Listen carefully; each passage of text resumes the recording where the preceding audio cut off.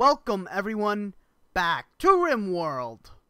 So last episode we primarily worked on, I guess, outer perimeter defenses, kind of general defenses over here. We recruited quite a few people, Lombardis, Salel, and McKay. I think that was actually at the very beginning of the episode, so we've had them for quite a bit of time.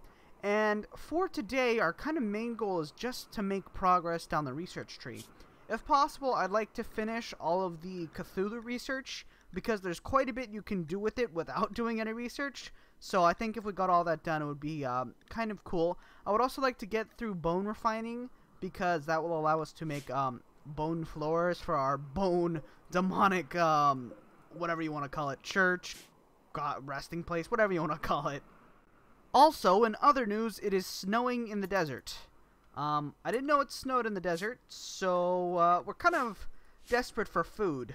We have 84 meals right now, 64 simple, 20 packaged, and we don't have a whole lot of meat. We got 322 plus an emu that's on the map. And to kick off today, with a very cheery bright note, we can upgrade our altar to let's see, a bone sacrificial altar, which can now sacrifice humans. As I said at the end of last episode, this is very rapidly going to become not very PG friendly. So if you remember at the end of last episode, it said the stars are right, and now it's saying the stars are wrong. Nothing pops up when I scroll over this, so it's very ominous. I wonder if it gives like a mood debuff. It doesn't look like it. I'm just gonna scroll through it really quick. Yeah, it doesn't look like it. That's so weird. I guess we'll find out in a little bit. I think I figured out what the stars mean. So in the bottom right, you can see full moon, which is, I believe, Rim of Madness.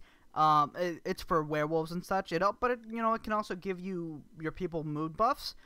Stars are wrong. Started 4th of December, 5,500. Okay, that's kind of good actually. Lasted 2.4 days. Unbound to proper order of the cosmos, the stars themselves seem to sting our eyes with hateful scorn. Sacrifices are discouraged during this period. So I assume that if you wanted to sacrifice something, it would probably end very badly for you. So we just did probe occult deities, and we discovered Shub-Niggurath, and he was discovered among strange symbols. His titles are Black Goat of the Woods with 1,000 young and Lord of the Wood. His domains are Dark Young, Fertility, and Transformation. His description is Ever there praises and abundance to the Black Goat of the Woods, La Shub-Niggurath La. Shub-Niggurath, the Black Goat of the Woods with 1,000 young.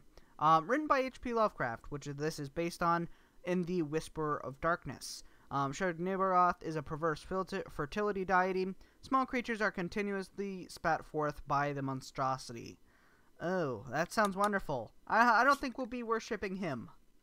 Alright, so I just did the probe occult deities research once again. You can actually do it until you discover all of the deities. Until you discover Bast was discovered amongst the strange symbols. Titles are Pashit, Bastet, Bubasti, Ubasti, Goddess of the Cats, Daughter of Re, Chewer of Corpses. That sounds very wonderful. Her domains are Cats, Egypt, and Ghouls. Wonderful. Bast is the Egyptian goddess of cats. All cats of the world follow the commands of Bast, and some say her influence has reached the far-flung worlds of the Rim. In written texts, she's often affiliated with Sekhmet, the warrior goddess, as well as Mut, goddess of motherhood. Saracen sorcerers tell tales of ghouls who also worship her and call her the Chewer of Corpses. I don't think we're going to be worshipping her either. Entity discovered. Hastar was discovered amongst the strange symbols. Titles: The King in Yellow, The Unspeakable One, The Yellow Sign, The Feaster from Afar, and The Pallid Mask. His domains are Insanity, Immortality, Theater, Yellow, Domination, and Dreams. Its description as of Robert W. Chambers in The King of Yellow is, I snatched the thing from the hearth and crept shaking to my bedroom, where I read it and reread it, and wept and laughed and trembled with a horror which at times assails me yet. This is the thing that troubles me, for I cannot forget Carcosa, where black stars hang in the heavens, where the shadows of men's thoughts lengthen in the afternoon, when the twin suns sink into the lake of Hali, and my mind will bear forever the memory of the pallid mask. The Unspeakable One is enigmatic. He does not reveal his methods. However, he dominates individuals through the spread of his book, The King in Yellow, and his symbol, the yellow sign. Cthulhu was discovered amongst the strange symbols. His titles are High Priest of the Great Old Ones, the Great Dreamer, the Sleeper of Releth, and the Starspawn. His domains are insanity, madness, psionics, dreams, and water. Its description, as described by H.P. Lovecraft in The Call of Cthulhu: the thing cannot be described. There is no language for such abysms of shrieking and immemorial lunacy, such eldritch contradictions of all matter, force, and cosmic order. A mountain walked or stumbled. If I say that my somewhat extravagant imagination yielded simultaneous pictures of an octopus, a dragon, and a human character, I shall not be unfaithful to the spirit of the thing. A pulpy, tentacled head surmounted a grotesque and scaly body with rudimentary rings. But it was the general outline of the whole thing which made it most shockingly frightful. Neither alive nor dead, Cthulhu slumbers in his home of Releth. When the stars are right, he will rise again to conquer the world. Should we aid him, we not only benefit from his psionic powers, the tome promises our destruction will be quick and merciful. Nyarlathotep was discovered amongst the strange symbols. His titles are the Crawling Chaos, the Faceless God, the Dweller in the Darkness, the Haunter in the Dark, and the Bloody Tongue. His domains are madness, manipulation, deception, and wishes. Description as by H.P. Lovecraft in Nyarlathotep are, and it was then that Nyarlathotep came out of Egypt. Who he was, none could tell, but he was of the old native blood and looked like a pharaoh. The Fellahin knelt when they saw him, yet they could not say why. He said he had risen up out of the blackness of 27 centuries, and that he had heard messages from places not on this planet. Into the lands of civilization came Nyarlathotep, swarthy, slender, and sinister, always buying strange instruments of glass and metal and combining them into instruments yet stranger. He spoke much of the sciences, of electricity and psychology, and gave exhibitions of his power, which sent his spectators away speechless, yet which swelled his fame to exceeding magnitude. Men advised one another to see Nyarlathotep, and shuddered, and where Nyarlathotep went, rest vanished it, for the small hours were rent with the screams of a nightmare.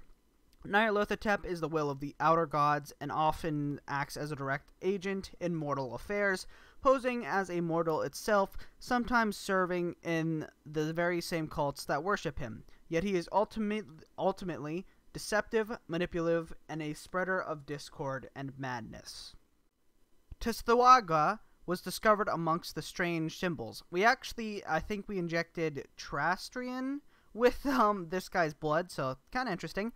His titles are Tsathoggua, Sleeper of Nakai, the Sleeping God, and the Toad God. His domains are, of course, caverns, sloth, gluttony, sleep, and formless spawn.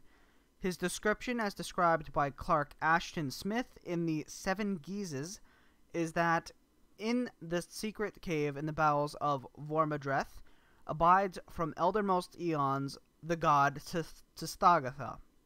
You shall know that Tsathoggua by his great girth and his bat-like furriness, and the look of a sleepy black toad which he has eternally. He will not rise from his place, even in the ravening of hunger, but will wait in divine slothfulness for the sacrifice. The Sleeper of Nakai carries out his will through his cultist servants and formless spawns, while he rests in divine slothfulness. Tsathoggua can make deals with mortals on occasion. During those rare opportunities, mortals can acquire his ichor and gain effortless power.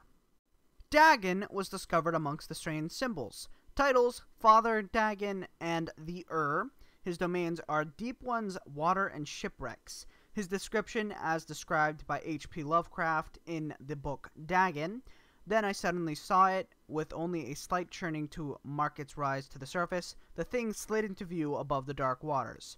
Vast, Polyphemus-like, and loathsome.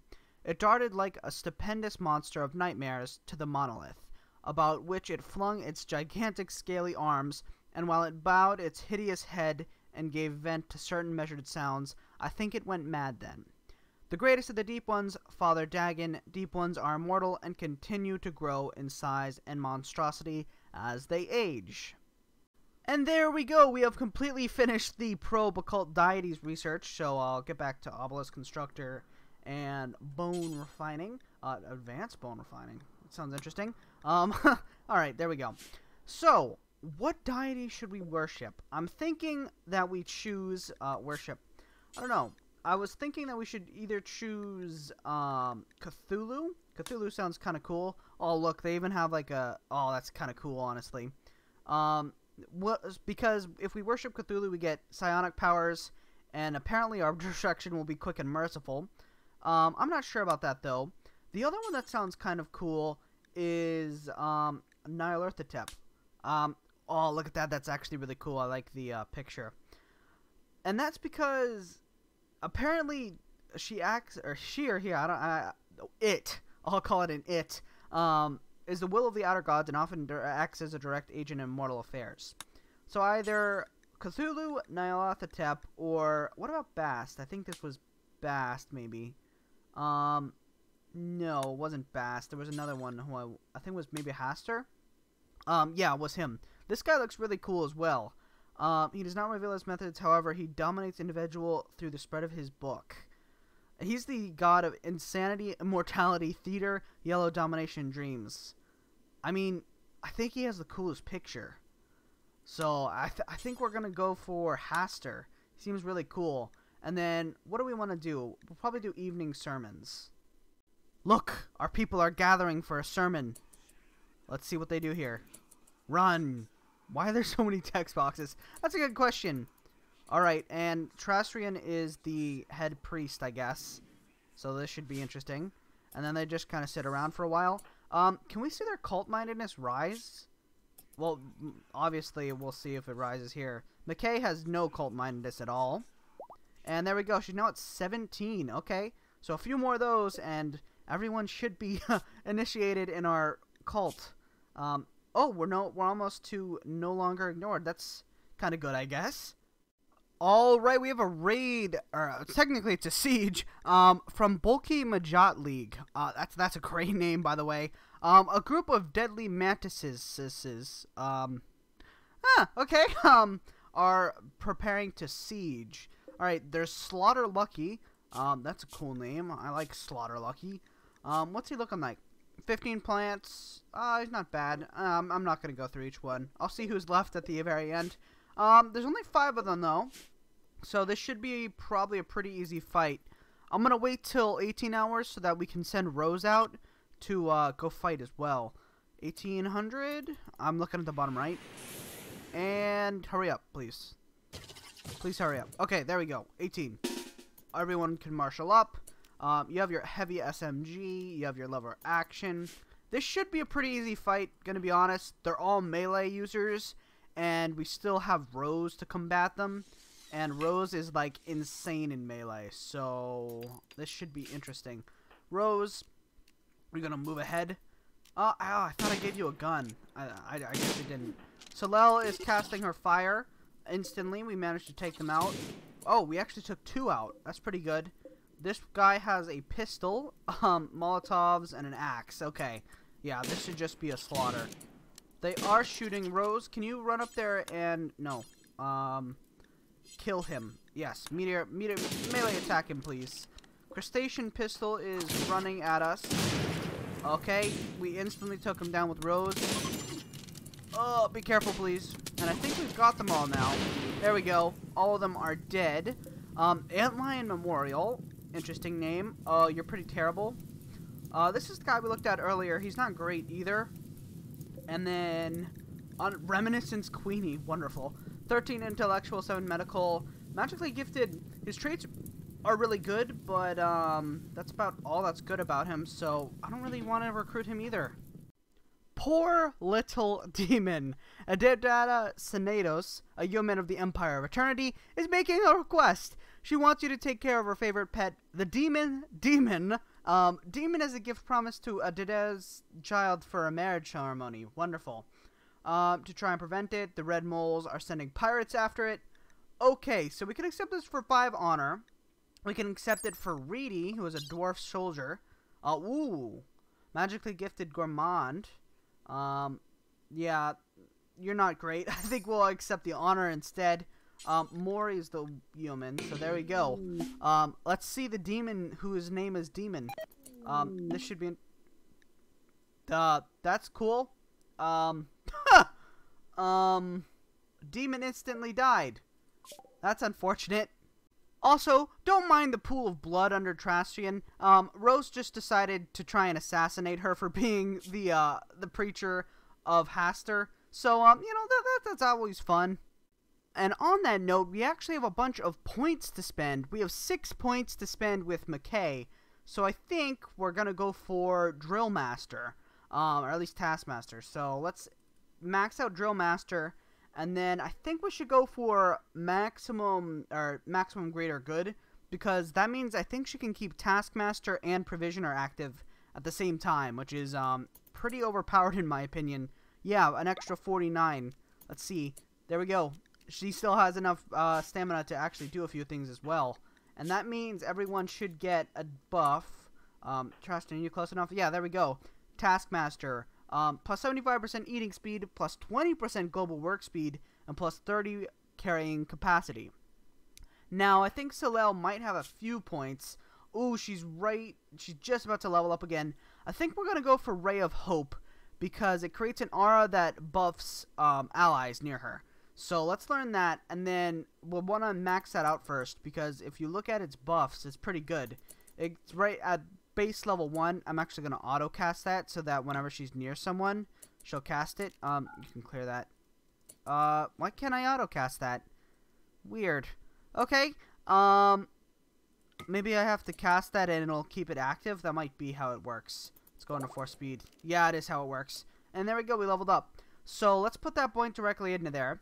And now every time she's near an ally, she'll give plus 50% manipulation and moving, plus 10% consciousness and blood pumping, and a base plus 5. Alright, we got a raid here from the Laxelf Mech Hive, a group of mechanoids. It's just 5 of them, so this should be a pretty easy fight, to be honest. It's 6 in the morning. We probably can't let Rose out. Oh, I'm giving everyone wizard hats, by the way, just because wizard hats give some extra speed at doing stuff.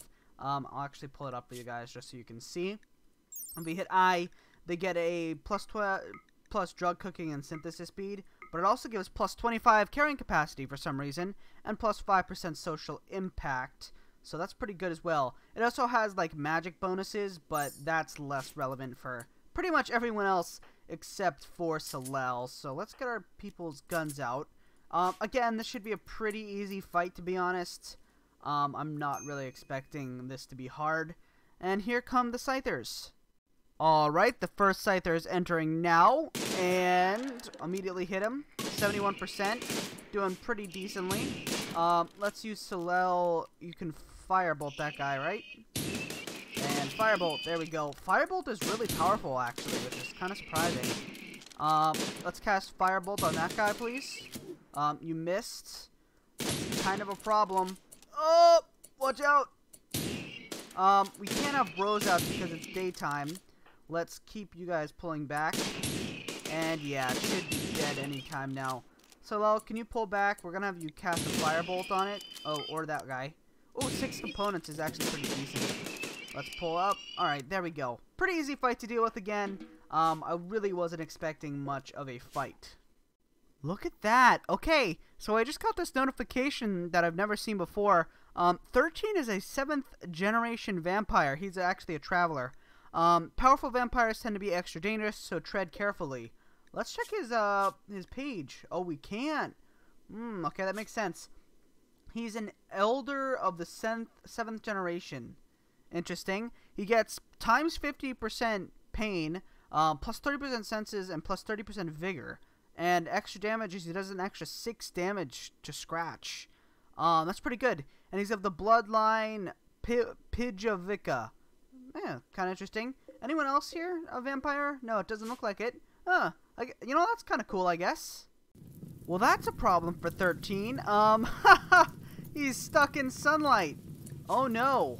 Poor boy. Ooh, actually, this is really good. We can get his light SMG. Okay. Let's give Rose. Well, we can't give Rose. Then she'll end up like him. Let's give Mori the light SMG then. Thank you, 13, for dying. I think can Rose eat him? Feed creates blood. Yes, Diablery. Okay, let's capture this guy then and diablerize him. I think I think that'll end pretty well. This is evil. Let us rescue him. Okay, there we go. He won't burn to death, but we're gonna diablerize him. So, Rose, can you just do it? Consume his soul. Ha ha ha. Yes! Consume him. Oh no! Oh no! Oh no, wait, what is this? She must now down 13 in combat to continue the process. Hey, McKay, come shoot this man. That's not good. Salel, you have Firebolt. Oh, that's not good. Okay, it looks like we will win this because, Rose has her knives. But I'm not sure, so, Firebolt this man. Firebolt! Yes! Burn! Worst comes to worst, we can just open up the ceiling, and, there we go. Alright, he is down, but he's not even bleeding, that's the thing. Rose, Diablerize, yes. Oh, look at them! They got, was that a mood debuff? Oh, -10? Oh, that's kind of cool.